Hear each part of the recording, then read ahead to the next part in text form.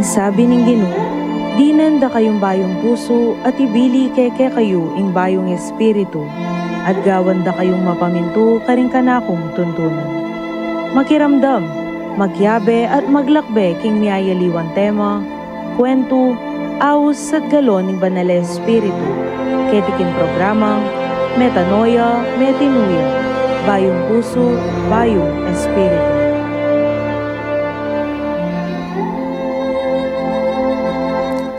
Maya pabeng Diyos po kaya kayo nga, ini po yung Sister Weng Sibal.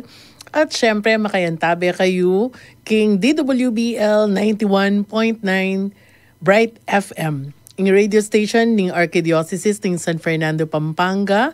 Welcome po king kakatamong 5th episode ng kakatamong programa ng Archdiocesan Catholic Charismatic Renewal Pampanga ing Metanoia, Metinuia, bayong puso, bayong espiritu.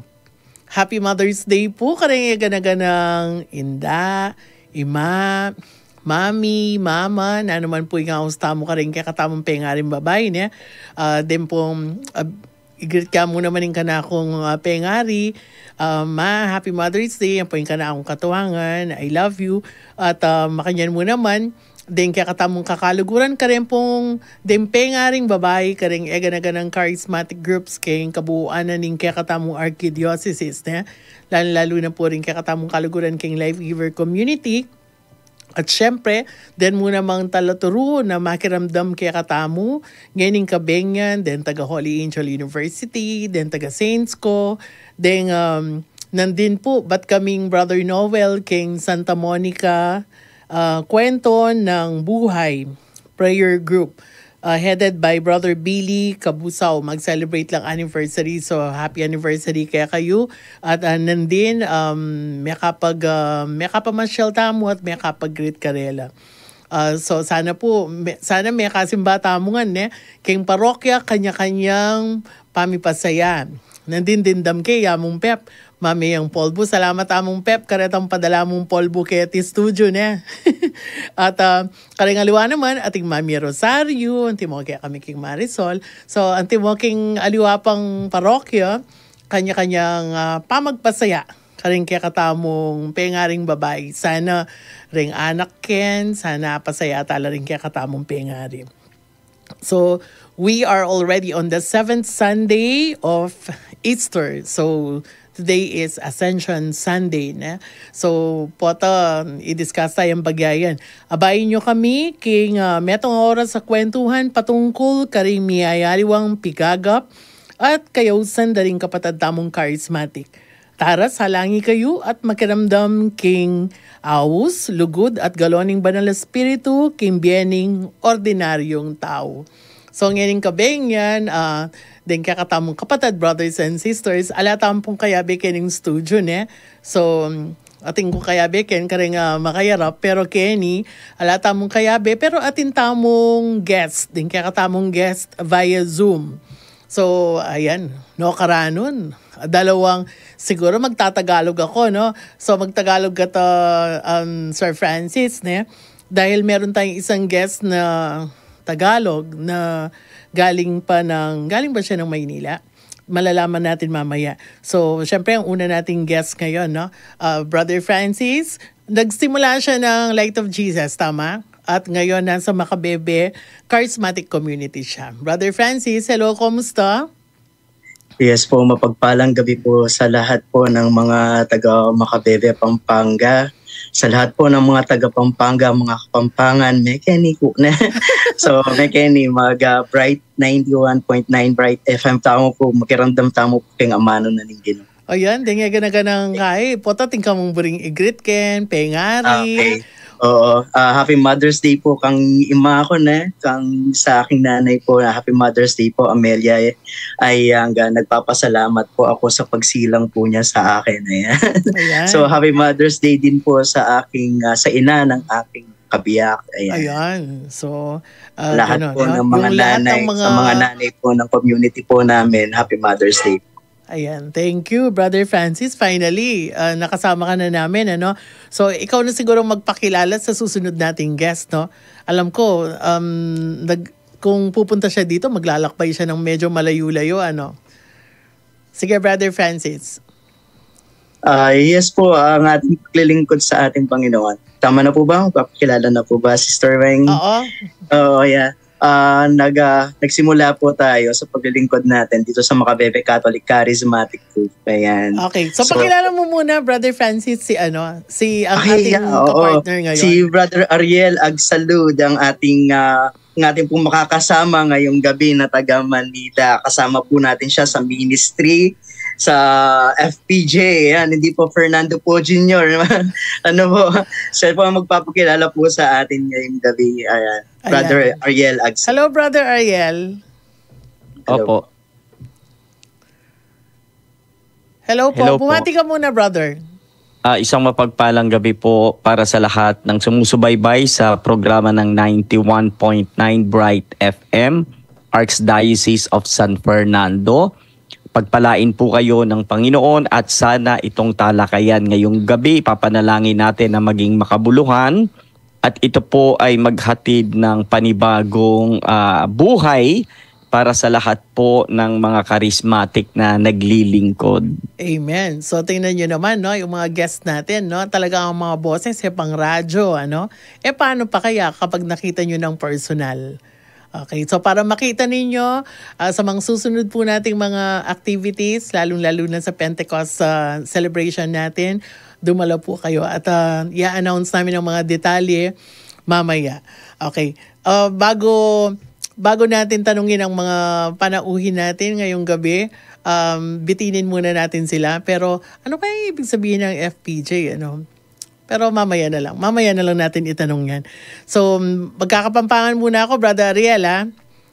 Sige lang po. Sige lang. So, i-google mo na lang. Para po ka ring bisang makiabe, king kakatamong kwentuhan, yung lahat ng mga gustong bumati, gustong magpadala ng kanilang mga comments, or gusto nyo pong mag-text, meron po tayong mga text line numbers. Like sa Globe, we have 0915-954-1303. Para sa Smart, we have 0918-351-8282. At sa Sun naman, 0942-357-4268. Para sa mga mahilig manood naman sa YouTube, malyari kayo mo naman pong manalbe. King online live streaming tamo kaniting kaurasan kareni king kakatamong accounts. ASF Radio Station 91.9 FM or www.youtube.com/c/ASF Radio Station 91.9 FM. At para naman sa mga mahilig mag-Facebook, shoutout po dun sa mga hackers, no? Sana po hindi na po maulit yung mga nabibiktima, no? Archdiocese of San Fernando Radio Station 91.9 Bright FM or www.facebook.com/official.ASF Radio. Pakibanggit nyo lang po ang pangalan ng parokya kung saan kayo nakabilang para naman mabati natin sila. Ganon din ang ating mga charismatic community kung saan kayo miyembro. Pakibanggit po para mas mabanggit natin. Sa mga may Twitter account, pwede kayong mag-login naman sa DWBL 91.9 Bright FM, username @radio_ASF. Instagram account, DWBL 91.9 Bright FM with username @ASF Radio. So, balyari kayo pong makiabe king kaya katamong kwentuhan, panahin min kaya kayong text, kaya kayong chat, at miyabe-abe tam. Okay po? So, medyo i-compose na lang po rin kaya kayong kutang, yung mga gustong magtanong. So, eto na po yung pagkakataon natin. Lalo na po yung mga kasama natin sa charismatic na meron hindi pa masyadong malinaw sa atin. At syempre, lalo na dun sa mga nakikinig at nanonood sa atin na maraming mga katanungan sa mga ginagawa ng mga charismatic na katulad natin. Pero bago po yun, simulan po natin ang ating programa sa isang panalangin. Since ako naman ay isang nanay, no? So siguro i-request natin si Francis, no? Para siyang magdasal para sa ating panimulang panalangin, kasama na rin para sa ating mga inay. Okay. Lahat po tayo, ilibig natin. Alalahanin natin na tayong lahat ay nasa piling ng Panginoon. Umpisahan natin ang ating pananalangin ngayon sa ngalan ng Ama, ng Anak, ng Diyos at Espiritu Santo. Amen. Amen. Panginoon, maraming salamat at isinilang po kami sa mundo na ito. Maraming salamat po Diyos dahil ginamit niyo po ang mga ina na nagsilang ng mga lingkod mo upang maipalaganap ang iyong mabuting balita. O Diyos na buhay, nagpapasalamat din kami sa lahat ng mga nanay na patuloy na nagmamahal sa kanilang anak. Nagmamahal na walang kapalit na katulad mo. Nagmamahal na gumagabay sa amin. Mamali, tinatanggap pa rin kami at minamahal pa rin kami katulad mo. Totoo nga po, Panginoon, ang lahat ng mga magulang at ang lahat ng ina ay halos kasing wangis ng iyong pagmamahal sa amin. Ng pagmamahal, Panginoon, niyayakap namin katulad ng iyong pagmamahal ngayon. Maraming salamat o Diyos dahil pamamagitan ng aming mga ina ngayon, nararanasan namin ang pisikal na pagmamahal na ibinibigay niyo po sa amin. Ngayon, Panginoon, nagpupurit kami at nagpapasalamat. Binigay po ninyo sa amin ang biyayang walang kapantay, walang gagaling sa inyo. Panginoon, binuksan po namin ang aming sarili ngayong oras na ito sa ilang layunin kung bakit kami isinilang ngayon. Lamang ako, kami ang nakakaalam kasama ng iyong banal na Espiritu, Santo na Espiritu. Ngayong Panginoon, nikayat rin po namin ang mahal na Inang Maria na gabayan kami. Aming ina, dakilang ina. And as we pray, Hail Mary, full of grace, the Lord is with you. Blessed are you among women, and blessed is thy fruit of thy womb, Jesus. Holy Mary, Mother of God, pray for us sinners, now and at the hour of our death. Amen. Sa ngalan ng Ama, ng Anak, ng Diyos sa Espiritu Santo. Amen. So napakaganda po ng ating panalangin, no? Isang magandang simula ng ating talakayan ngayong gabi. At naalala ko tuloy, no, dun sa prayer ni Brother Francis dahil sinabi niya yung tungkol sa mga inay, no? Kanina nung nagsimba ako, kinonekta ni Father Meg yung Ascension Sunday, yung Ascension, yung pag-akyat sa langit ng ating Panginoong Hesukristo sa inay, no? Sa mga nanay. Na, di ba dun sa pag-akyat sa langit, iniwan niya yung mga apostoles niya, no? Pero sabi niya, hindi niya naman iniwan lang basta-basta. Kaya nga doon siya, parang meron siyang pinangako na, I will send. No? Meron siyang isi-send. At isa, syempre, alam natin na ang banal na spirito yan. Pero dito, sa ating mundong kinagagalawan, very concretely, pwede daw natin siyang i-connecta sa mga nanay. Kasi siya daw yung concrete example ng pagka nagdadala ng baby, kami. Hindi lang kami medyo lumalapad ng konti. Kung hindi yung 9 months kasi, buhat-buhat mo, no? Dala-dala mo sa sinapupunan mo. Pero kailangan yung maghiwalay after 9 months para magkaroon siya ng sariling buhay. Pwedeng meron akong nakitang video na yung baby parang natatakot na, ano ba ang makikita ko dito? Ano ba yung paglabas ko, sinong kakilala ko, anong lengguwahe nila? Pero paglabas niya, merong isang magandang buhay na nakalaan para sa kanya. So, parang eto daw din yung nung sabi niya iniwan, pero huwag kayong mag-alala kasi merong gagabay sa inyo. At dun sa pag-iwan niya, pag-akyat niya dun sa langit, doon sila nag-uumpisa na magkaroon ng mas makabuluhang buhay. So, ang ating mga bisita ngayong gabi, napaka makulay din ng kanilang buhay, no? At napaka makahulugan. At mamaya po, samahan nyo kami dun sa ating talakayan. So, mag-break tamong-pamo po, pakiramdaman tala ring mapila ng pagkanaka, alikay pumama ko at magbalik tamo king programang Metanoia, Metinuya.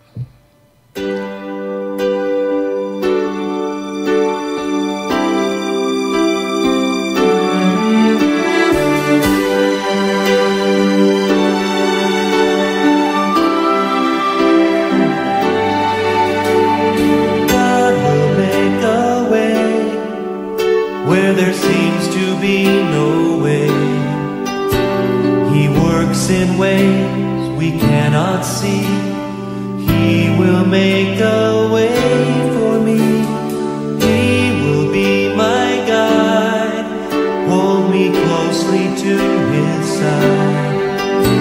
With love and strength for each new day, he will make a way. He will make a way. Oh, God will make a way where there seems to be no way. He works in ways we cannot see. He will make a way for me. He will be my guide, hold me closely to his side. With love and strength for each new day, he will make a way. He will make a way. By a roadway in the wilderness, he'll lead me. Rivers in the desert will I see. Heaven and earth will fade, but his word will still remain. And he will do something new today. Oh, God will make a way where there seems to be no way. He works in ways we cannot see. He will make a way for me. He will be my guide, hold me closely to his side. With love and strength for each new day, he will make a way. He will make a way. By a roadway in the wilderness, you lead me. Rivers in the desert will I see. Heaven and earth will fade, but his word will still remain. And he will do something new today. Oh, God will make a way where there seems to be no way.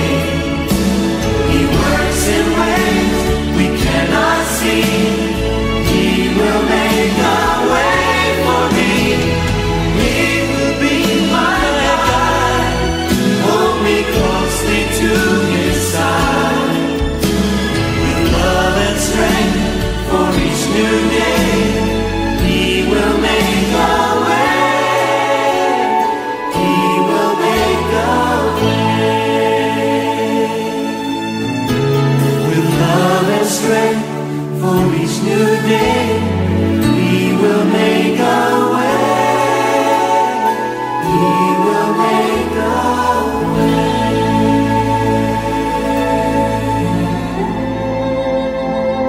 Magbalik yan, kakatamang programang Metanoia, Metinuya, Bayong Puso, Bayong Espiritu. So ngayon, ayan, magtatagalog na tayo. So, ito na ang kwento ng ating dalawang nagagwapuhang panauhin ngayong gabi, no? Pero siguro kailangan muna magpakilala muna sila para palaman din natin kung ano yung affiliation nila. At ayun, magpapakilala muna. So mag-start tayo kay Brother Francis. Hello po, magandang gabi po lahat sa ating sa Archdiocese of San Fernando. So, lahat po ng mga charismatic community. Ako po ay si Brother Francis Ignacio Yanga, taga Macabebe, Pampanga po ako. San Roque, Macabebe, Pampanga. So, ayun po, ang aking community sa ngayon is Macabebe Catholic Charismatic Group. So ayan, alam naman po ninyo kung ano yung community natin. Kinadang Mary, Sir Ding, ayan, Rodolfo San Agustin. Sister Angelica, ayan. no? Yeah, Sister Angelica Guevara. Brother ayan, Alvin. Community po. Sa Brother Alvin. Ayan. Alvin Sunga. Ayan po. Kasama po natin sila sa community sa Makabebe, Pampanga. Okay. Tayo rin po ay coordinator ng Our Lady of Sorrows Prayer Group. Ang ating spiritual director po doon is si Father Nonet Legaspi. Ayan. Saan naman yan, brother? Dito po sa Metro Manila, kasama rin po namin sa preaching ministry as missionary si Brother Ariel Agsalud. Siya po yung aming formation namin doon sa ating mission dito sa Metro Manila. Talagang mga charismatic, minsan medyo kulot-kulot na yung mga nag-uugnay-ugnay na yung mga komunidad natin, ano? But we manage, no? We manage because ako parating pag tinatanong nila, how do you manage your time? I think it's the Lord who manages our time, no? Okay, Brother Ariel. Good evening po. Ako po si Brother Ariel Agsalud. Ako po ay isang missionary and lay theologian. Ako po ay nag-umpisang mag-Catholic Life in the Spirit Seminar 1979-1980 sa St. Joseph College. Matagal na po yun, ano? At naging aktibo po sa charismatic ng Our Lady of Perpetual Help sa Project 8 Quezon City. At yung charismatic sa Quezon City ay nag-umpisa rin po ng 1980. Ayun. So, ngayon po ang akin pong involvement ay sa Marriage Encounter Community with the same parish, the Our Lady of Perpetual Help. Kasi po yung charismatic po doon, mukha po yatang nawala. Dahil sa papalit-palit ng pamunuan. And at the same time, tayo po ang founder ng mga teams. Mga team lang po yung tinayo natin, hindi po association, hindi po ito grupo. Ito ay mga missionary team na nag-umpisa po sa ACT or yung ACT team. Stands for Affirmative, Constructive, and Transformative, Inspiring People in Coaching Relationship. Meron po akong 2 lay theologian na kasama po doon. At nung pandemic ay nabuo po ang Rediscover Formation Team na pinangungunahan po ni Sister Angelica Guevara, si Brother Francis Yanga at ang inyong lingkod. At yung Friendly Preachers of Jesus naman po, nakasama rin po si Brother Francis, Brother Balong Valles at si Brother Francis Ampon. Stands for the Friendly Preachers of Jesus, FPJ. Ayun. Friendly Preachers So, yun of pala. Jesus team. Oo. So yun po yung mga pang-mission, pang-masay, nakakarating po ng mga Mindoro, Batangas at kung saan-saan po. Inuhulaan dito inuhulaan dito yung FPJ. Sabi, ano kasing sinabi? Friends, I don't know, Friendly, for Jesus. hindi yata For nakikita. Friendly Preachers. Friendly Preachers. Dito po, of Ayun. Jesus team. So, Apo. 1979, Brother Francis, alam mo na, no? Matandang Tayo charismatic na nabubuhay, tayo. Oo nga. Uh-huh. Paano yung dun sa Tagal, no? Nakikita natin yung kanya-kanyang generation, ano? Kailan nyo naramdaman yung pagtawag ng Diyos sa buhay nyo? Kayo ba mga active na mga altar servers or mga young lecom, mga ganon? Si Brother Ariel, sige tuloy mo na yung kwento mo. Ako po kasi, ako po ay anak ng isang chief of police ng Baguio. Taga At ang Baguio. aking military personnel po ang aking tatay. Ang nanay ko po ay nasa politics. She works in Congress. So yung both of my parents may plano po sa akin. Si Papa gusto akong maging sundalo. Si Mama gusto akong maging politician. But none of them ask kung ano yung gusto ko. But I want to be a theologian. So makita nyo may nagsisimba ba, may nagdadasal? Wala po. We live in a world of materialism, power, fame, politics. Tsaka busy, no? Opo, wala po talagang zero in terms of faith.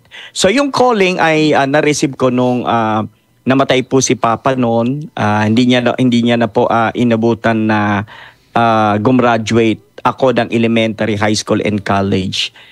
And that is where I've heard about the charismatic renewal movement. Nagtatago pa nun, Sister Weng, Brother Francis, ang mga charismatic. Because during that time, 1979, 1980, is the height of Corsilio movement and Legion of Mary.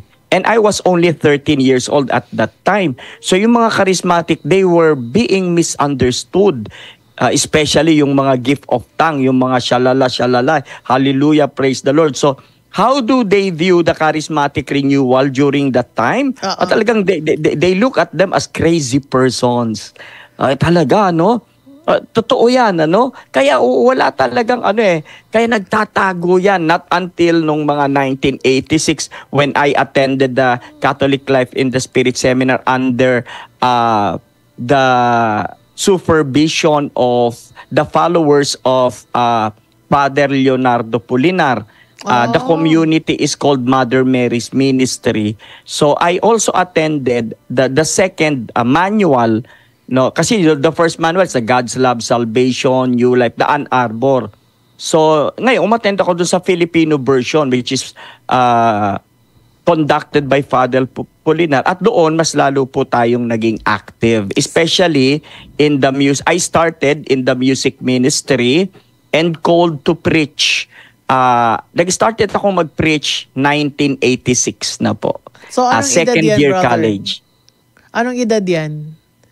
16 po. Wow. 16. Very young, no? Opo, very young. Saan ka nag-start, Brother Ariel? Sa Baguio o pumunta ka ng Maynila?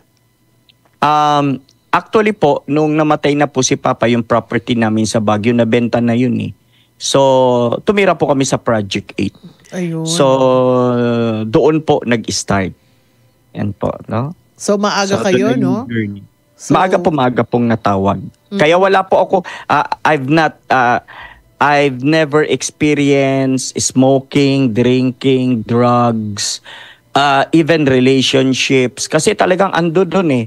Yung parang ang tingin nga nila sa akin noon, parang magpapari. Kaya lang di naman natuloy yun. Okay, ayun not pala, until mas maraming magagawa ang calling sa ko labas. naman, Opo, not until my second calling is to study theology.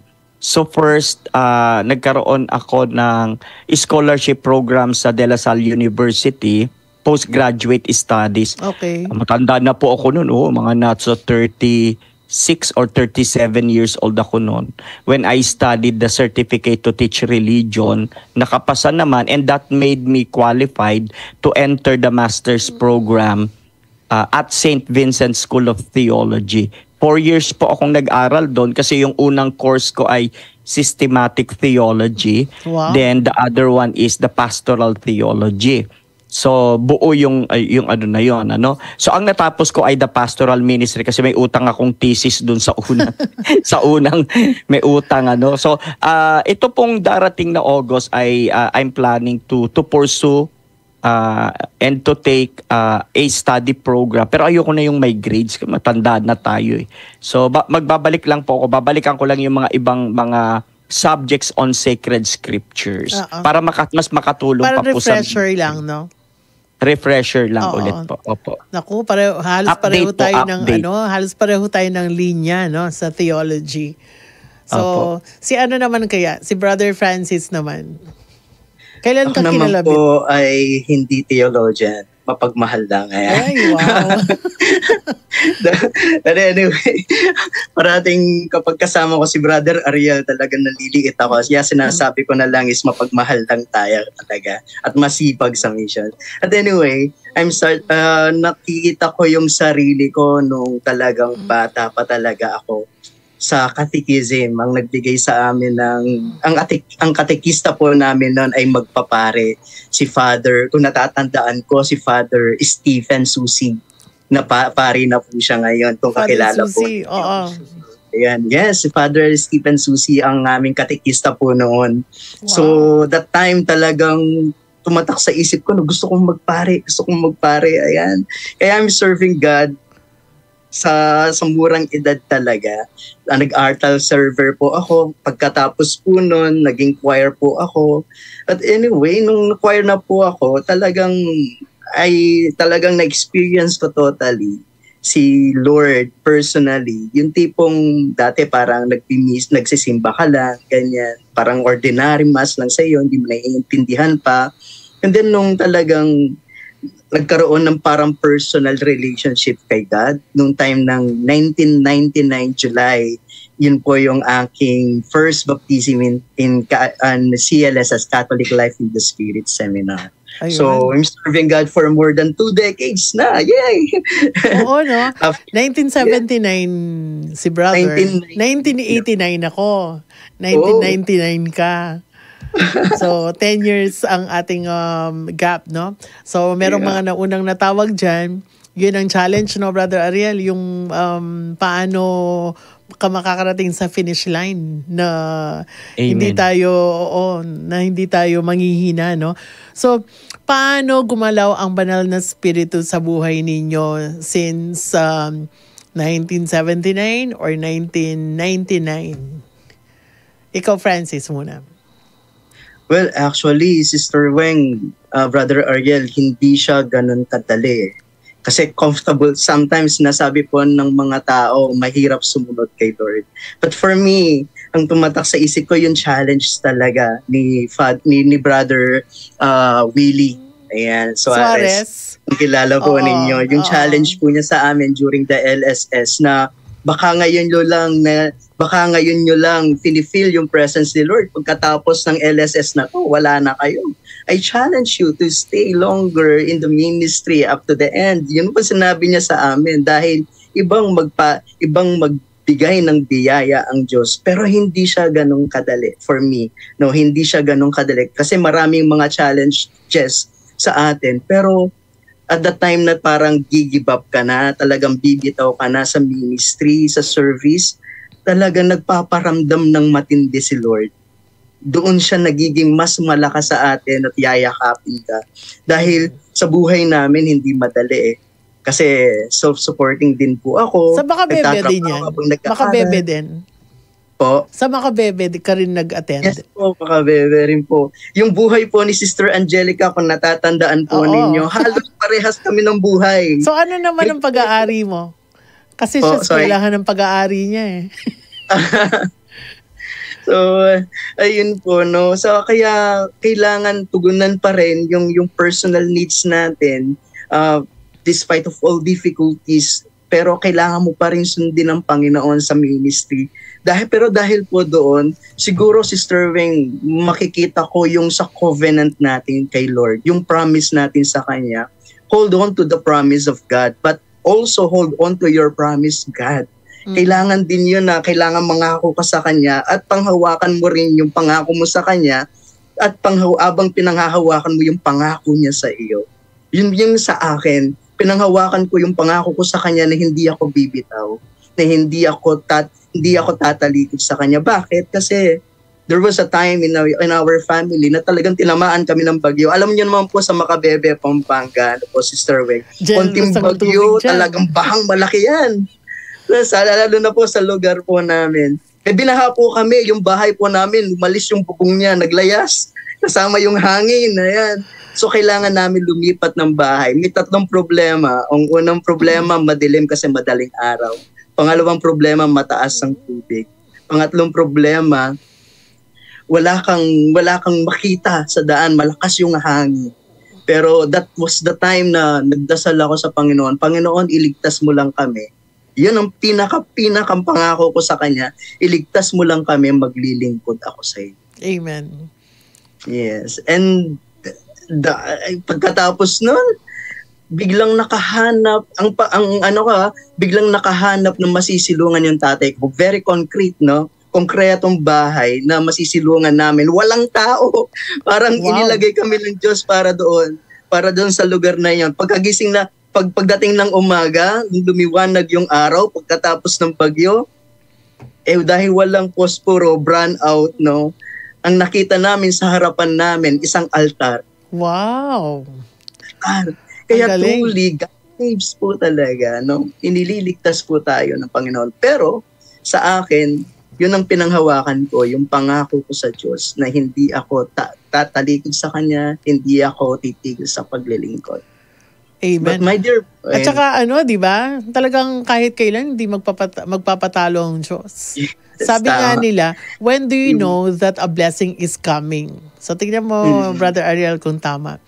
When do you know that a blessing is coming? Pagka daw meron na siyang tinatanggal sa'yo, ibig sabihin, meron siyang paparating na blessing. Why? Because He's making spaces.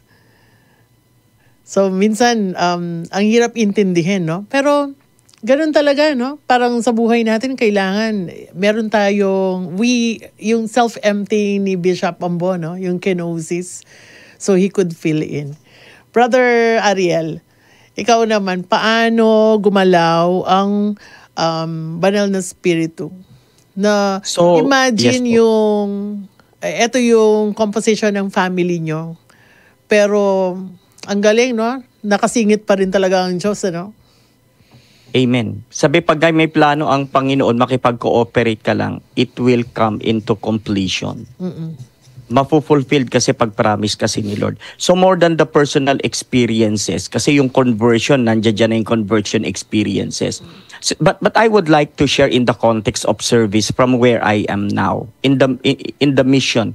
Kasi unang-una po, tayo mga charismatic, especially pagkabago tayo, we are too idealistic, no? Na kinakas out mo ang sakit, mga karamdaman, na para bang masyado tayong entitled na pag tayo ay kagagraduate lang ng Life in the Spirit seminar, parang kahit na anong kahit na anong no, anong pagsubok or well, totoo naman yon, pero may expiration date yun.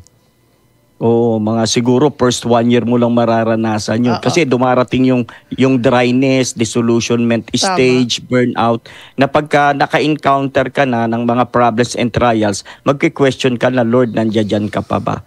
Na nakakalimutan natin, na kaya marami hindi nagpapatuloy. Kaya ang hamon kasi sa atin, tayo ba ay magpapatuloy o mananatili? Most especially, may 3 level kasi yan eh. Unang-una, the personal conversion. Yung personal conversion, enough na yun. No, you have to, hindi sapat yung attend ka lang ng attend. Dapat maging member ka ng ministry. Dapat yung mga biyayang tinanggap sa iyo ng Panginoon, dapat pakinabangan din naman yan. Kaya nga ang faith, yun yung response natin eh. So we have to involve ourselves in the ministry kung saan ka tinawag, yung calling, yung anointing. Sa music ka ba? Sa intercessory, sa preaching ka ba, or in other ministry? Then hindi naman din sapat yun. Kinakailangan mong mag-grow at kinakailangan mong maging matured as a leader kasi ikaw na yung susundan nila, yung sasabihin mo. Kaya kung hindi tayo well-equipped sa scriptures, tayo yung paniniwalaan, tayo yung sinusunod ng mga followers natin, magkakaroon tayo ng problem.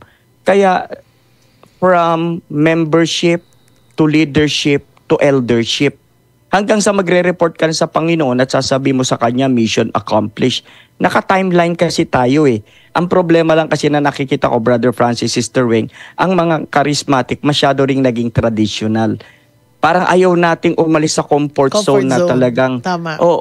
Parang hindi ka na, naku, mga minamahal kong magulang kapatid, haka-haka at kuro-kuro lang natin yon. Ang biyaya, himala at milagro ng Panginoon habang tayo'y tumatagal at tayo ay dapat na nagmamature ay ipararanas sa atin kung tayo ay makatatawid sa iba't ibang pagsubok ng buhay. Kinakailangan matawid mo yun. Kaya nga may mga charismatic gifts. Ano gagawin mo doon? Lahat ng mga natutunan mo sa prayer meeting, sa Bible study. Kasi sa totoo lang, Brother Francis, Sister Weng, pagka halimbawa, attend lang tayo ng attend, tapos hindi naman tayo nagbabago, ang nangyayari sa atin, nakikikain lang tayo. Dalawa yun eh. So, ang expectations dalawa. Anong inaasahan sa mga charismatic? Na ang buhay mo personally at buhay mo paglilingkod, dalawa lang. It should be life-changing and it should be transformative. Kung nakikinig sa atin ng mga charismatic community, maaring hindi kayo mag-a-agree sa akin. Pero sabi ni Pope Francis, we live in the church in the 3rd millennium. At ngayon tayo ay nasa digital technology na. Kung tayo, yung ginagawa natin, Sister Weng, Brother Francis, 20 years ago, yun pa rin yung ginagawa natin ngayon, Anong growth yung pinag-uusapan natin dito? Whether we like it or not. Kahit saan nating enlightenment, gift of discernment, if we are repeating the same work, if we are doing the same things all over again, tingnan nyo yung mga members ng mga charismatic, napupunta na sa born again, napupunta na sa... Because takot tayong magbago. Takot tayong magbago. Ayaw natin ng life-changing at ayaw natin transformative. And siguro lastly, sana maunawaan natin that the ministry is not for us. Those leaders who are listening to us right now, sana po, wag nating angkinin ang ministry na pag-aari ng Panginoon. Ministry spells M-I-N-I-S-T-R-Y and that belongs to the Lord. Ba't ang mga charismatic nawawala ng members? Let's face the reality. Kasi yung ministry, inangkin na natin, ginawa nating M-E, ministry. Pinapatakbo na natin ang ministry ayon sa gusto natin at hindi na ayon doon sa original plan according to the guidance of the advocate, of the counselor, of the Holy Spirit. So pagka ganun, hindi na Holy Spirit ang nagpapatakbo dyan. So it should be para sa akin, dapat ang mga ministry nag-grow, nagmamatured, it should be life-changing, and it should be transformative. Ngayon, kung ang mga leaders natin matitigas ang ulo, ayaw magbago, paulit-ulit, natatakot baguhin mga bagay-bagay, wala ko tayong maturity mararating. Amen. Naku, direct hit yun Brother Francis, no? Yung sinabi ni Brother Ariel, yung mga nakikinig po sa atin, lalong-lalo na yung mga members ng charismatic groups. Totoo yun, ano? Na minsan, masyado na tayong komportable sa isang ministry na gusto natin na tayo-tayo na lang. Tapos merong sasali, minsan merong tendency na sa malaglag yun, no? Hindi siya magtatagal kasi pagka minsan baka feeling left out o kaya hindi welcome, mga ganun na bagay, no?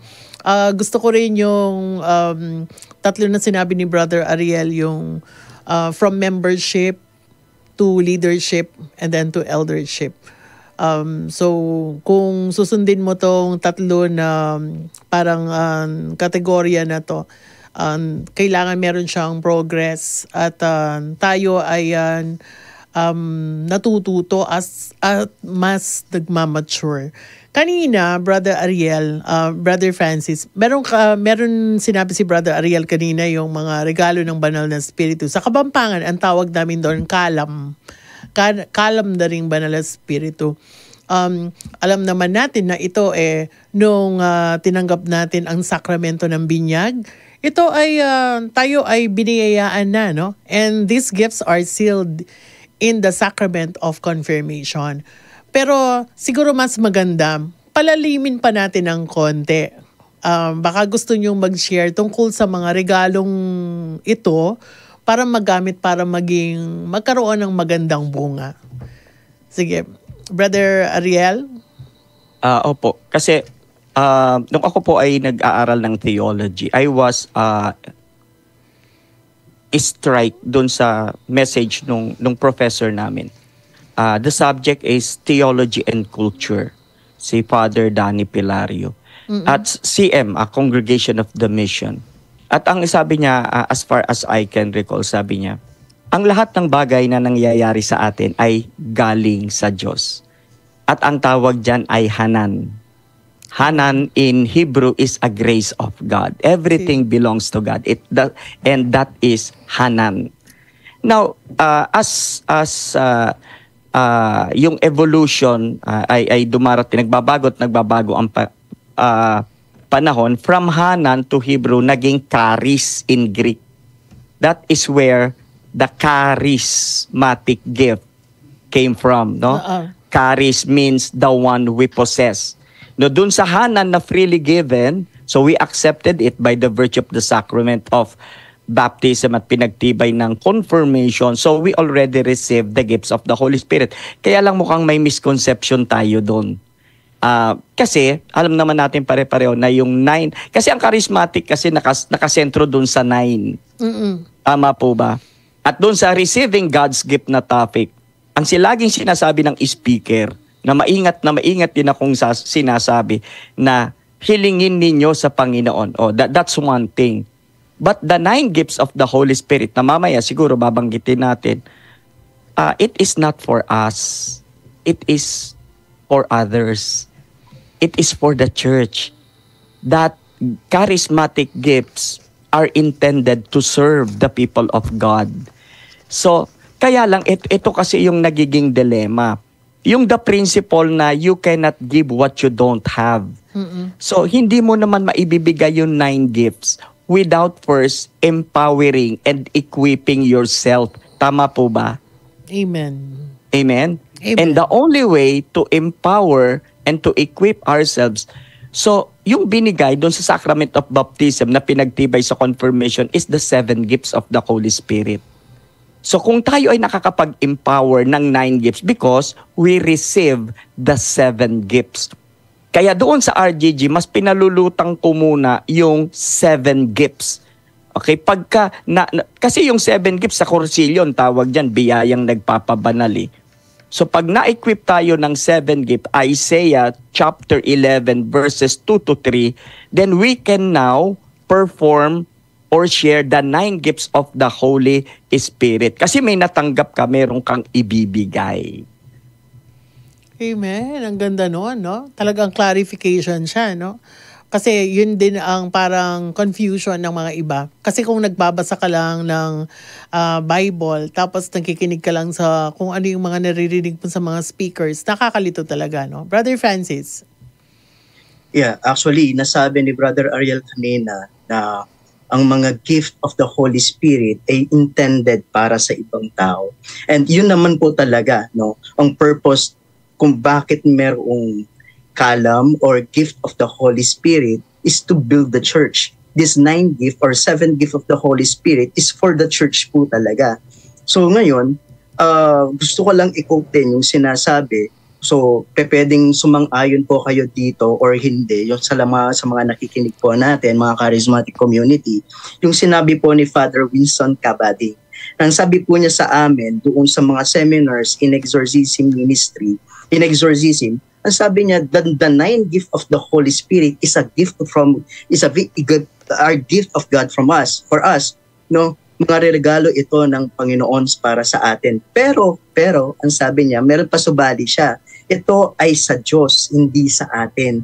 Kaya, kung ang isang tao ay ginagamit niya ang gift, for example, healing, over time niyang ginagamit ito, hindi ito nanggagaling sa Diyos. Dahil kailangan munang hilingin ito ng tao, asking permission to God, na gamitin yung gift of the Holy Spirit, which is healing.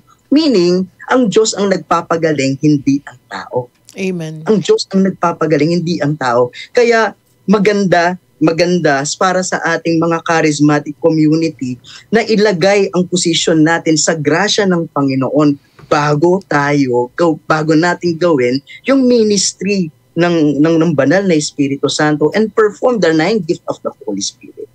Amen. Kaya importante yung halimbawa yung mga members ng healing ministry natin. Yes, Na bago tayo mag-pray over, tayo din muna, no? Nagdadasal at humihingi ng grasya sa Diyos. Parang Yes po. pagka naglilid ka ng worship, hindi pwede na naglilid ka ng worship na basta haharap ka lang sa maraming tao. Kung hindi, most of the worship leaders nagfa-fasting at nagkakaroon ng one-on-one conversation with God bago humarap sa tao, no?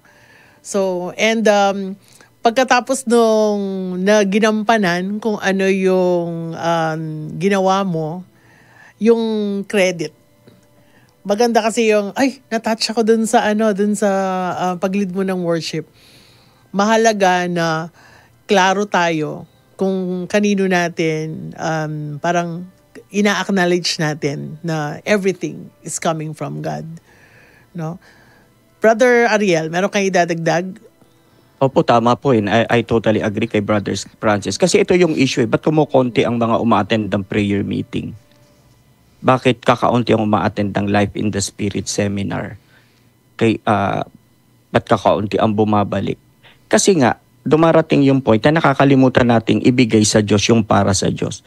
So para sa akin, I agree kay Brother Francis na bago mag-participate, lahat ng magpa-participate sa prayer meeting, song leader, music ministry, moderator, prayer leader, o kung yung speaker ay in-house, dapat magpa-anoint muna yun. Magpa-anoint muna. Para lahat kasi the prayer meeting is a work of art.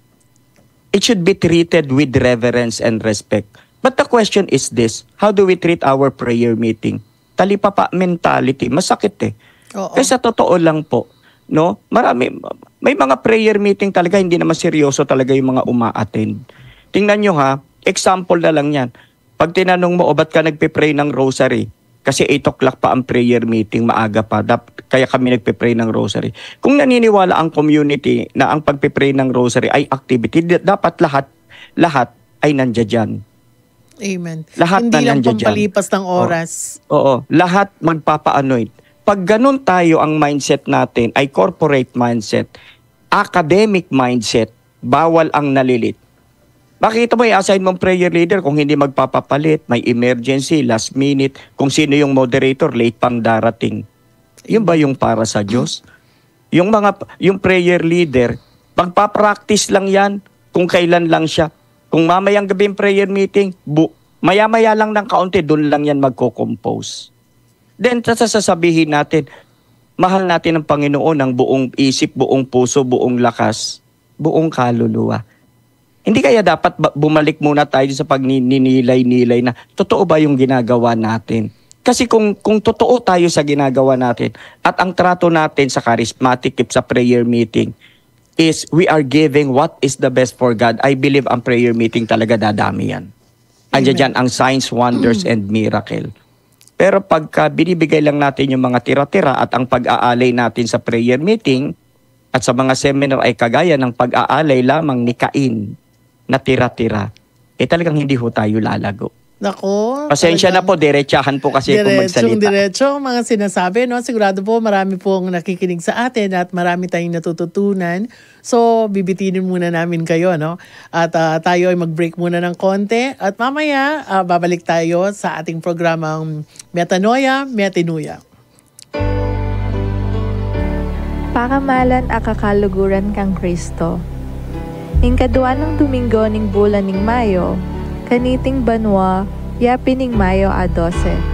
At yapin iti ingal do makatagolaling, banga nakantala rin kaya katang indu, ing awsan tamong Mother's Day.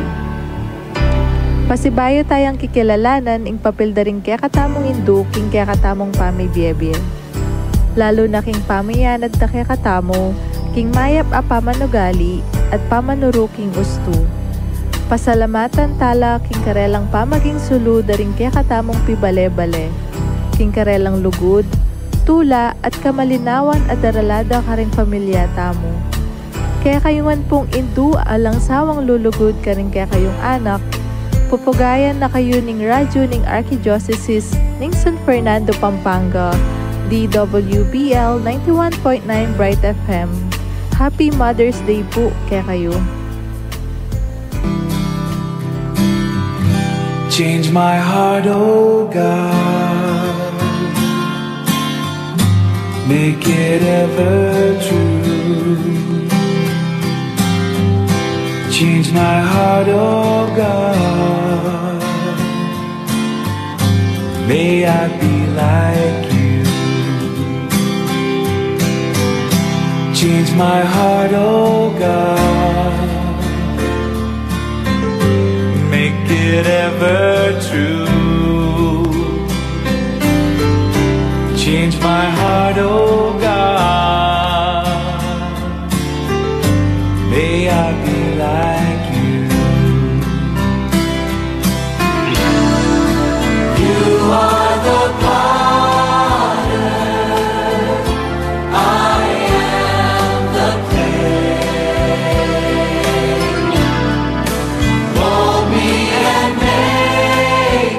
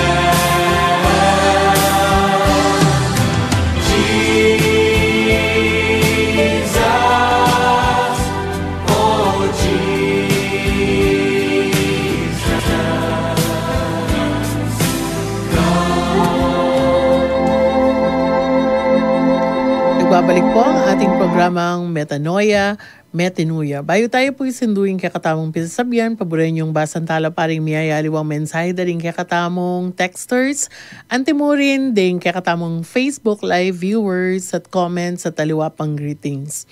So, hello Jeannie Buduan, Ma'am Lorna Tyson from Holy Angel, hello po, Roberto Mabala, Jane Sampang Evasco, Baron Incorporation, Jojo Bien, Richard Gamboa David, hello, Brother Joel Ocampo Rebusa, Mary Grace Lumba, Marites Maglaki, Feby Dizon, Aida David Mendoza, Marie Aubrey Rentoria Basco.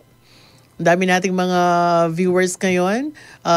Facebook viewers, Rebecca Armena, May GF, Roberto David, Jan Sampang, Kimberly Espanilla, Dolores Caminaga, Imelda Rolion Radamazo, Prisima Arsiaga, Hilda Tandok Tanakaan, Darren Wayne Makasyog, Brother Noel Sibal, Seth Lopez, Ronaldo Chosen. At syempre yung mga comments natin from Richard, David, may pabingin po kaya katamungan. Happy Mother's Day po, Sister Weng. Thank you, Brother Richard. May GF, Happy Mother's Day po. Imelda Mazo, Happy Mother's Day po sa lahat. Roberto David, Happy Mother's Day sa inyong mothers. Thank you po. Marites Maglaki, dati po akong charismatic. Pwede naman po ito. Hello, Sister Alma Zapanta, no? Hello, Ate Weng, watching from Norway. Ayan. Naku, ang dami nating mga, dadami pa yan yung mga nakikinig sa atin.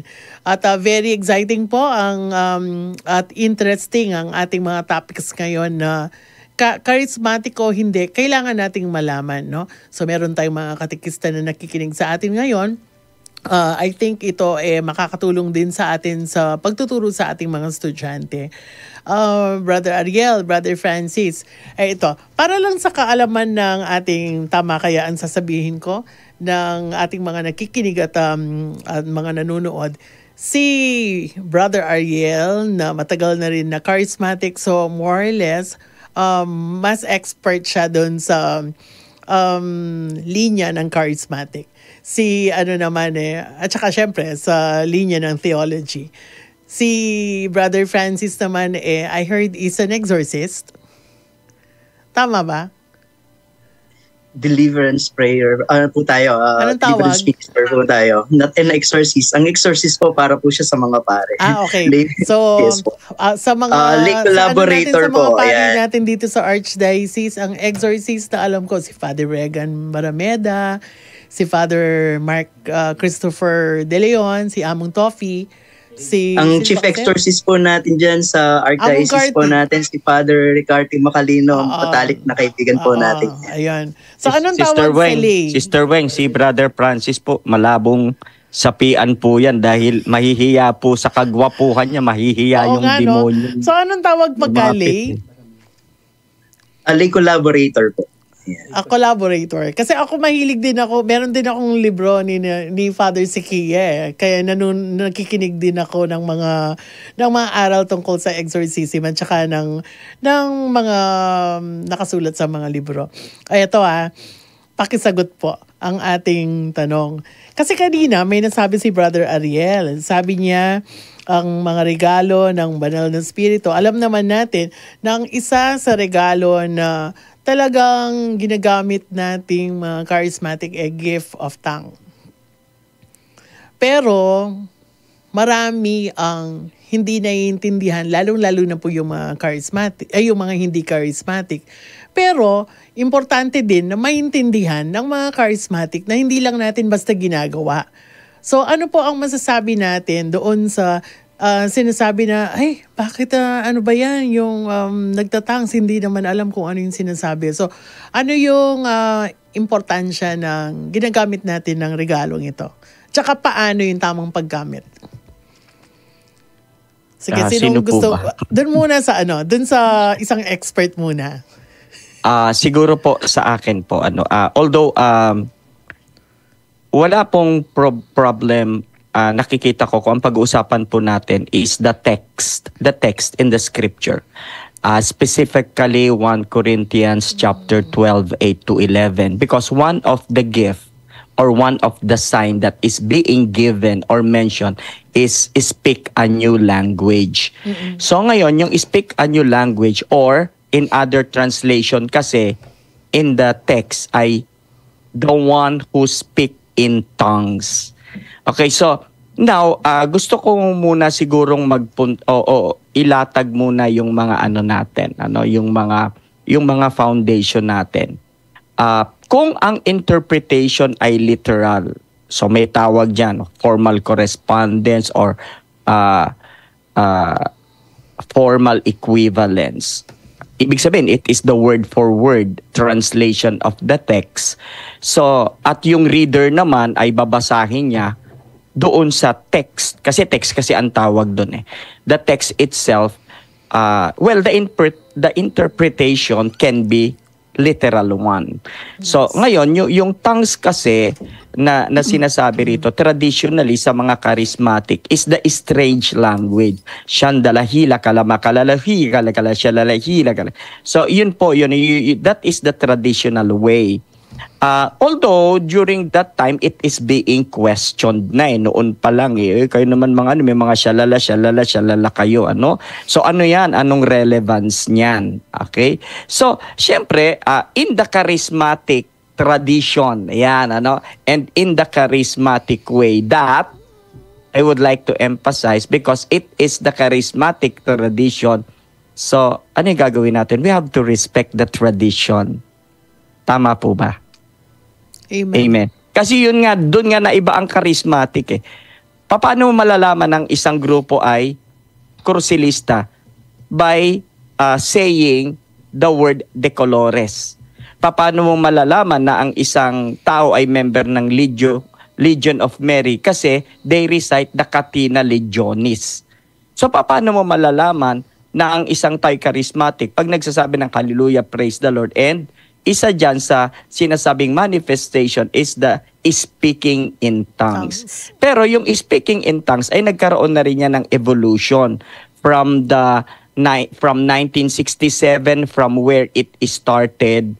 So, ang interpretation kanina, Brother Francis, Sister Weng, from the literal, nagkaroon na rin ng ibang interpretation just like faith interpretation. O Brother Ariel, kung faith interpretation ang speak a new language, o din mag-a-apply ako ng reappropriation method na ibig sabihin ng speak a new language. Kung yung lingwahe mo palamura ka ba? Kung lingwahe mo sinungaling ka ba? Kung masakit ka bang magsalita? Then after the baptism in the Holy Spirit, you may not be able to speak the traditional shundalahila kalahila which is the tradition of the charismatic.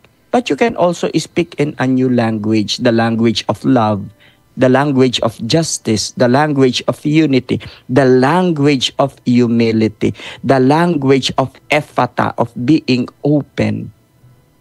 So yung language na yon is very, very important. Sabi nga ni St. Paul sa kanyang letter, so kung wala naman mag-i-interpret ng tongues, then it would be useless. So I believe that St. Paul is coming from the perspective of not the siguro yung mga foreign languages na naririnig noon. Kasi what I believe, what happened to the Acts of the Apostles, subukin mong pagsama-samahin mong pagdasalin ang Kapampangan, Ilocano, Pangasinense, Ibanag, at iyan ay pakantahin mo ng Come Holy Spirit, but they will sing it in their own language. Hindi ba yun yung nangyari? Yan yung nangyari nun eh. O, teka muna, bakit yung lingwahe natin, sabi ng mga taga-Pangasinan, naiintindihan ko, hindi, yung isa iba because they joined their language together. Amen. Pero may relevance naman yung traditionally. Brother Ariel, ang tanong ngayon, yung mga millennial generation, do they speak in tongues? Of course not. Ay yung mga charismatic during the 70s and the 80s and perhaps in the 90s, yes. Hanggang 2000 siguro. Pero yung mga evolutions na yan, kinakailangan din natin i-consider din yan. At isa nga, merong video si Bishop I forgot the name, no? Bishop Palma. Palma. Siguro maganda tingnan natin yung sa YouTube, ano? Yung traditional charismatic, the explanation, at least yung galing na yun sa obispo, Bishop Palma. The speaking in tongues, kasi mas authority yun, obispo na yun. So para sa akin, Sister Weng, Brother Francis, walang masama doon. Kasi tradisyon ng charismatic yan. Especially kung gagamitin ito ng mga charismatic to drive out evil spirit. Kaya lang, siguro ito dito papasok si Brother Francis Ayun. Brother, paano yung speaking in tongues na ang sakit-sakit sa tenga? Oo. Paano kung yung halimbawa nagdi-disturb na, pero speaking in tongues ang ginagamit? Yung inspiration ba ay galing sa Holy Spirit, or yung inspiration na yon, as far as the gift of discernment is concerned, to know the source of the Spirit in order to know the inspiration, ay sasagutin ni Brother Francis naman, no? Kasi kailangan medyo careful din tayo, no? So, turuan natin ano yung pwede, parang nagiging, hindi naman danger, pero ano yung kailangan na babantayan when we speak in tongues? Unang-una, Sister Weng, Brother Ariel, ang tanong kasi muna kung totoo nga ba ang gift of tongue or hindi, o katang-isip lang ba natin siya. Ang simbahan, matibay yung kanyang paninindigan, ng Catholic Church na matibay ang kanyang paninindigan kasama ang ating mga obispo at mga kaparian, even our exorcist priests, knowing that they are very traditional pagdating sa kanilang pagdating sa pananampalataya, naniniwala sila na ang gift of tongue ay totoo. Kasama siya sa 9 gift of the Holy Spirit. And in the Act of the Apostles, sinasabi nga po ni Brother Ariel kanina in chapter 2, verse 1 to 11, kung babasahin niyo po doon, ini-explain ni Pablo po doon, ang gift of tongues. And after this same thing po doon sa Romans chapter 8, verse 26, kung hindi po ako nagkakamali, to 27, and same sa 1 Corinthians chapter 14, verse 14 to 15. Dahil naging controversial po sa life ko po yan against sa mga traditional na ating mga kapatid. No, pinag-uusapan dito yung authenticity ng gift of tongue. Totoo nga ba or hindi? And matibay naman ang pananampalataya, ang stand ng simbahan na totoo ang gift of tongue. Pero anong gift of tongue nga ba ang pinag-uusapan natin dito? Ito ba yung mga bubbly words na yun nga, no? Yung shalalalala, yung natatanda, yung mga ganun po ba, or yung ibang interpretasyon or meaning ang binibigay ng simbahan sa atin pagdating sa gift of tongue. Dahil eto po, nabasa ko yung book ni di ako nagkakamali, yung 5 Laws of Pope John Paul II by Jason Evert. Ang sabi po niya doon na si mismong Pope John Paul II ay nagdadasal sa harap ng Blessed Sacrament, nakaluhod.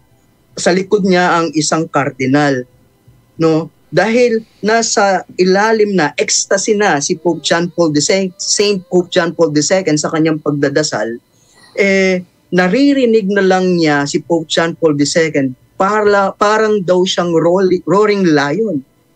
Yung kanyang dasal ay parang leon na. Yun na lang ang naririnig niya. So, naatatandaan ko rin sa istorya ni St. Francis of Assisi sa Mount Tabor nung kasi nga po Franciscan din po tayo, no, nag-undergo po tayo ng Franciscan community na Franciscan formation. Nung nasa Mount Tabor na po siya, nagdadasal po siya overnight kasama ang kanyang alagad. Abang siya ay nakaluhod doon, ang sinasabi na niya, hihinga siya, tapos bubugan niyo yung hangin, God. Yun lang ang naririnig ng kanyang brother. So, ano nga ba ang gift of tongue na sinasabi dito? In the Acts of the Apostles, chapter 2, verse 4, all of them were filled with the Holy Spirit. Kaya kanina, nung pinag-uusapan po natin, yung 9 gift of the 7 gift of the Holy Spirit, together with Brother Ariel, na sinabi po na nabanggit natin kanina, kailangan ang mananampalataya or ang servant ng Panginoon ay nasa grasya ng Diyos. Importante po yun. Dahil napaka-imposible na magmamanifest ang gift of the Holy Spirit, or there is a possibility, 9 gift of the Holy Spirit, yung authenticity niya, yung authenticity ng 9 gift of the Holy Spirit, kung wala sa grasya ang gumaganap ng ganitong klaseng pinag-uusapan po natin. So, meaning, my dear brothers and sisters, no, meaning ang 9 gift of ang speaking in tongues na pinag-uusapan natin, that very controversial, kapag ang tao ay wala sa grasya ng Panginoon, there is a higher probability na merong demonic manifestation, or tawag dito, tinatawag ko itong na merong tawag dito, yung parang may diabolical influence.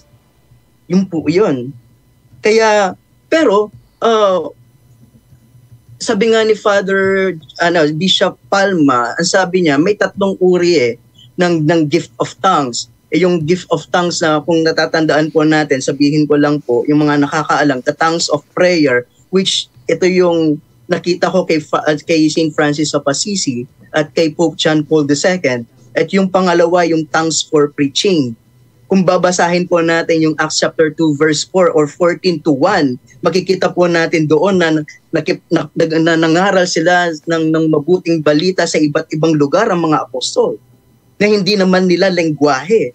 At kung titignan naman natin ang buhay ni Saint Mother Teresa of Calcutta, in 17 years old, nung pinray over siya ni Father Marcelino Araguay, kung hindi ako nagkakamali, ni Father Marcelino Araguay, pinagdasal ni Father Marcelino na ma-receive ni Mother Teresa of Calcutta ang gift of tongues.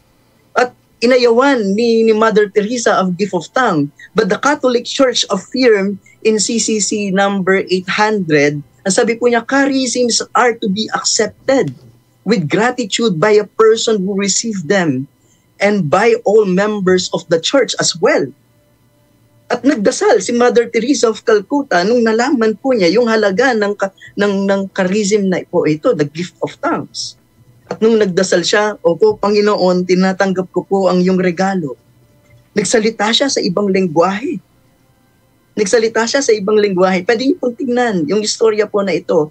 Matibay ang pananampalataya ng simbahan katoliko na ang gift of tongue ay totoo, nag-i-exist po siya. Pero katulad na sinasabi ni Pablo, chapter 14 to the following verse, ang sabi niya doon, sabi ni Brother Ariel kanina, na aanhin mo ang gift of tongues kung hindi mo naman ito mai-interpret, kung hindi mo naman ito mapapakinabangan. Mas mabuti pang angkinin mo na lang ang kaloob ng Espiritu Santo na magpahayag ng mabuting balita na iintindihan ng lahat, upang kapag naintindihan ng mga tao ang iyong sinasabi, maaaring magbago ang kanilang buhay at maibalik sila sa Panginoon. Yun ang stand po ng simbahan. Sa teachings po ni Father Winston Cabading, yun din po ang sinasabi sa amin na totoo nga po nag-i-exist ang exorcist.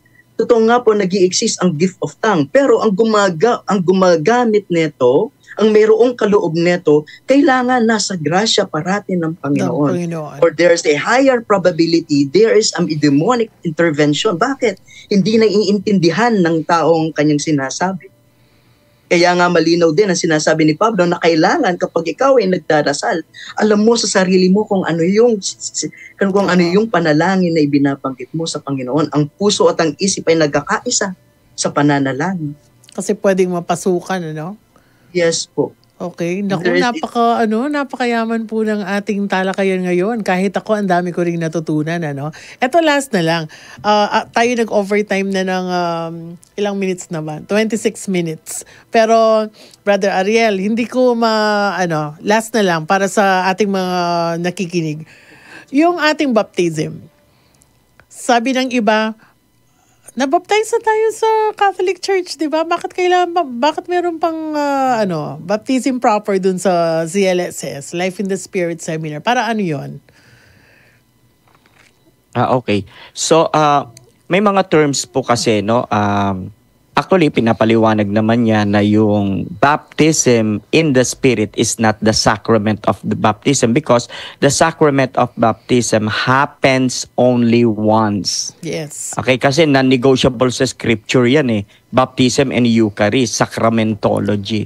Pero yung how to live your baptismal life, yun ang question doon eh, Sister Wing, Brother Yes. Francis. Kasi it's either kung hindi mo isa sa buhay ang sakramento ng pagiging binyagang Katoliko, hindi ka nakakatulong. Hindi ka nakakatulong. Kahit na sabihin natin prayer meeting tayo ng prayer meeting, dasal tayo ng dasal, kung ang tagal-tagal na natin, pero hindi naman tayo bukas sa pagbabago, pasaway pa tayo sa community, hindi ka nakakatulong. So yung baptism is kaya nga kami, ang title na namin Receiving God's Gift and Prayer over the gifts of the Holy Spirit.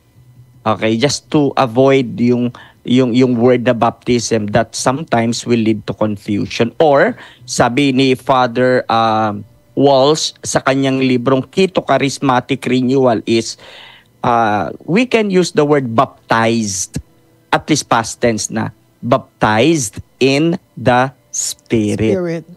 Prayer over the gifts of the Holy Spirit. So, nasa jargon lang naman yan eh. Pero but to make it sure, hindi ito panibagong baptism.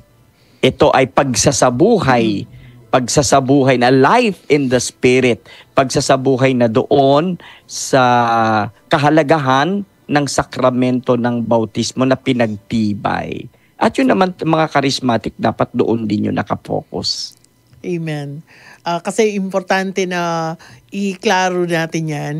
Kasi marami din yung hindi rin naiintindihan, no? Kung halimbawa yung mga nag-attend ng ating mga seminar, ay nabinyagan ako. Yung parang yun lang alam nila, no? Lalo na kung hindi na-explain na maayos. So, naku mga kaibigan, ang dami po nating mga natutunan ngayon.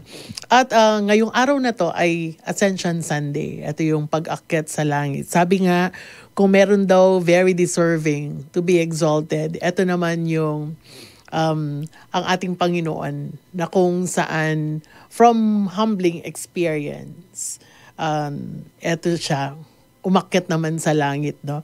Pero sabi nga natin kanina, hindi siya umalis lang. Kung hindi, meron siyang habilin.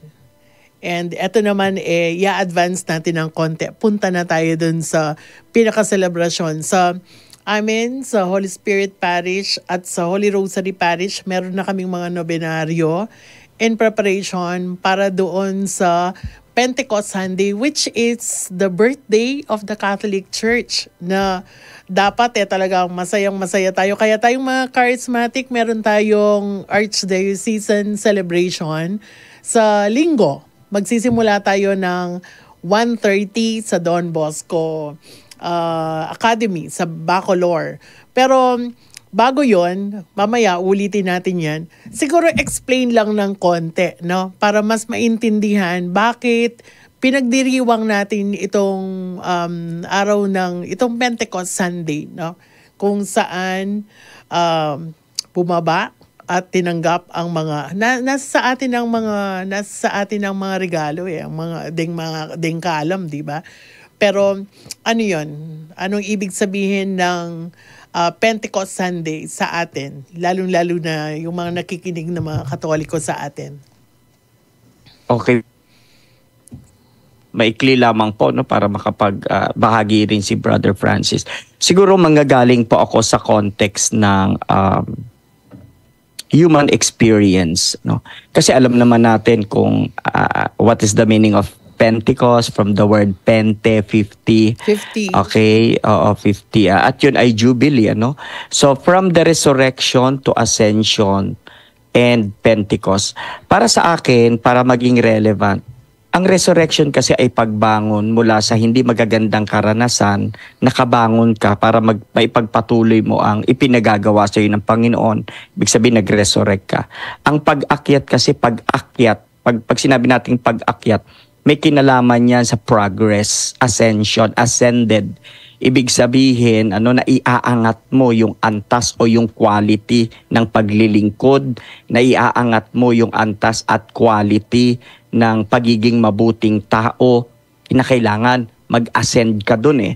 And yung Pentecost is freedom. Mahalaga yun.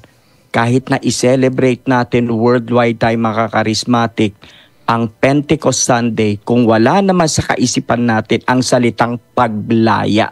Sabi nga ni Sister Weng, ano ba ang relevance ng Pentecost? Kung merong gustong baguhin ng Panginoon sa iyo, kapatid, meron kang bibitawan. Hindi ako naniniwala na yung mga leader ng community na matatagal na, kahit na matatagal na kayo, sa inyong community, kung kayo pa rin ang nasusunod at wala kayong pagbangon, wala kayong pag-angat, at wala kayong paglaya dahil inuulit-ulit yung mga format ng mga prayer meeting nyo, ang Pentecost ay mananatiling ritual lang. Amen. Ang Pentecost ay mananatiling ritual lang at wala pa rin pagbabago. Sana, pinapakiusap ko, let us revisit once again. We are willing to help. The Catholic Life in the Spirit Seminar, maituro ito ng tama at yung kaisipan ng Pentecostes ay maiangat natin doon sa diwa ng paglaya. Saan mo gustong palayain ng Panginoon para malaya ka? At yun ang iyong spiritual birthday. Pero hanggat hindi tayo nakakalaya sa luma, pag ina-apply pa rin natin ang lumang alak sa lumang sisidlan, dapat bagong alak sa bagong sisidlan. Huwag natin pag yung bagot mawawasak po yan. Maraming salamat po. Naku, ang ganda nun, no? Yung simula nung, yung we have to be Easter people daw. We cannot speak of Christ's resurrection, ascension, at saka ang Pentecost pagka tayo hindi Easter people, kung tayo hindi nag-resurrect, hindi nag-ascend, at hindi tayo lumago bilang Kristiyano, no? Brother Francis. Yes po, no? Magmumula ako doon sa it commemorates the descent of the Holy Spirit on the apostles. Doon sa commemorate, yung sa the memorial. Ayan, yun po kasi yung root word na. The memorial sa ibang translation po is the feasts, no? Piyesta. Kapag nagpipiesta po kasi talagang ang nangyayari dito, kapag merong feast, merong tagumpay, merong celebration. The celebration, yun po yung sa akin eh. And kung bakit merong Feast of the Saints, feast na ganito, feast na ganyan, dahil the celebration na nagtagumpay ang tao sa kasalanan, celebration na ang tao ay nasa piling ng Panginoon, na celebration ng tao nagtagumpay sa anumang klaseng problema. So we commemorate in this celebration, yung Pentecost Sunday, na merong tagumpay sa lahat ng pinagdadaanan natin. Na tignan po natin yung scenario at the time na nandoon po yung mga apostles kasama na nagdadasal sa upper room. Lahat sila matamlay, lahat sila ay walang pag-asa. But when the Holy Spirit descend upon them, nagkaroon sila ng lakas, nagkaroon sila ng pag-asa, tumapang sila, naging brave sila, nangaral sila ng mabuting balita. At ito yung patunay na kapag tayo ay nasa grasya ng Panginoon, ang banal na Espiritu ay nasa sa atin, nagmamanifest ito sa iba. Tumatapang tayo sa gitna ng problema, tumitibay tayo sa gitna ng pagsubok. Nakakayanan natin ang lahat sa tulong ng Diyos dahil kasama niya tayo. At ito yung sinasabi ng Pentecost Sunday sa para sa akin, na merong tagumpay sa lahat ng pagsubok na pinagdadaanan natin dahil kasama natin ang Diyos. Amen. Punong-puno tayo ng grasya ngayong gabing ito. Alam ko mga kapatid, meron sa atin na nakikinig, sa mga nakikinig at saka nanunood na may mga pinagdadaanan sa buhay. Sabi nga ni Brother Ariel kanina, lahat tayo leader, member, charismatic o hindi, lahat tayo meron tayong pinagdadaanan. Merong mga nagdududa, natatakot, merong nababahala, merong nagagalit, merong galit sa puso, merong walang kapayapaan sa puso, merong feeling mo na pag-iwanan ka o nang iwan ka. Lahat tayo may pinagdadaanan. Pero ngayong oras na ito, brothers and sisters, tayo ay ililit ni Brother Ariel sa isang panalangin ng kagalingan na kailangan natin pang physical man o pang spiritual. So tayo po ay manahimik at hayaan natin na gabayan tayo ng ating Panginoon at bigyan tayo ng grasya sa oras na ito. Sa ngalan ng Ama at ng Anak at ng Diyos Espiritu Santo, Amang Banal, idinadalangin namin ang lahat ng Catholic Charismatic Community sa buong bansa at sa buong Pilipinas na patuloy mo kaming gamitin. Patuloy mo, Panginoon, hipuin ang lahat ng may sakit at may karamdaman. Ang mga taong may mga pinagdadaanan, matitinding pagsubok, ang mga taong alipin ng kanilang mga kahinaan, palayain mo, Panginoon. Naniniwala kami, Diyos Ama, na walang imposible sa iyo at gagamitin mo ang bawat isa upang maipagpatuloy ang pagtatanim ng iyong kaharian sa puso ng mga naglilingkod sa iyo sa bawat charismatic community ng Diocese ng San Fernando. At ang lahat ng ito, Ama, ay aming idinadalangin kasama ang aming mahal na Inang Birhen na binati ni Anghel Gabriel sa panalangin, Hail Mary, full of grace, the Lord is with you. Blessed are you among women, and blessed is the fruit of thy womb, Jesus. Holy Mary, Mother of God, pray for us sinners, now and at the hour of our death. Amen. Glory to the Father, and to the Son, and to the Holy Spirit, as it was in the beginning, is now, and ever shall be, world without end. Amen. In the name of the Father, and of the Son, and of the Holy Spirit. Amen. Amen. Maraming salamat, Brother Ariel at Brother Francis. Kulang ang 1.5 hours. So magkakaroon tayo ng susunod na, magkakaroon ng part 2, part 3 sa susunod. So expect nyo po na tayo ay magkakasamang muli. Maraming salamat po sa inyo. Meron po ba kayong gustong batiin bago tayo maghiwa-hiwalay? Bukas po at around 6:30, ang Rediscover Bible Sharing Facebook Live, Ariel Viñas Agsalud po, it's on its 3rd year. Ayun. Kaya sana po, samahan po ninyo kami sa pagninilay ng mabuting balita. Wow. Every Monday po. So 3 years na. Brother Francis. Sa akin naman po, ang Makabebe Catholic Charismatic Group, patuloy po yung kanyang paglilingkod ng prayer meeting online via Zoom meeting every Tuesday, 7:30 p.m. to 9 p.m. And every Friday naman po, from 5 p.m. to 7 p.m., on-site naman po tayo sa Makabebe Catholic Charismatic Group. And every Friday po, inaanyayahan ko po ang lahat ng 8 p.m. to 10 p.m. sa Our Lady of Sorrows Prayer Group. Yan po. Amen. Ang dami. So maraming salamat, Brother Francis and Brother Ariel.